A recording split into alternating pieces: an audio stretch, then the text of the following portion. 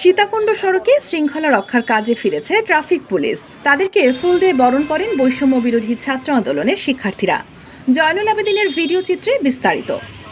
চট্টগ্রামের সীতাকুণ্ডের সড়কে শৃঙ্খলা ফেরাতে কাজে ফিরেছে ট্রাফিক পুলিশ। এর আগে ছাত্র জনতার তোপের মুখে সরকার পতনের পর ভেঙে পড়েছিল ট্রাফিকের চেইন অব কমান্ড।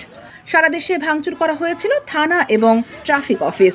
এমন পরিস্থিতিতে ট্রাফিকের দায়িত্ব কাঁধে তুলে নেন বৈষম্য বিরোধী ছাত্র আন্দোলনের শিক্ষার্থীরা। আজ 14 আগস্ট বুধবার সীতাকুণ্ড উপজেলার হাসান গোমস্তা মসজিদ সংলগ্ন দক্ষিণ বাইপাস সড়ক এলাকায় ট্রাফিক পুলিশের বক্সের সামনে ট্রাফিক ইন্সপেক্টর আশরাফকে ফুল দিয়ে বরণ করেন বৈষম্য বিরোধী ছাত্র আন্দোলনের শিক্ষার্থী, বিএনপি ও সিএনজি মালিক সমিতির নেতৃবৃন্দ। ট্রাফিক পুলিশ কাজে ফিরে আসায় ফুলের শুভেচ্ছা জানানোর পর সড়কে শৃঙ্খলা ফেরাতে ট্রাফিক পুলিশকে যথাযথ ব্যবস্থা নেওয়ার আহ্বান জানান সকলে।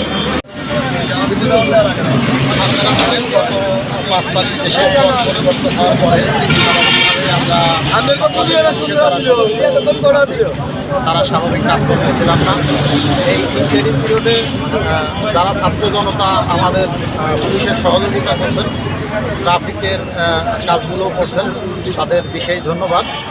আর আজকে থেকে আমরা বাংলাদেশ পুলিশ সীতাকুণ্ড ট্রাফিকের যে সকল পুলিশের সদস্যরা আছেন, আজকে থেকে দেশজাতির কল্যাণে কাজ শুরু করছি।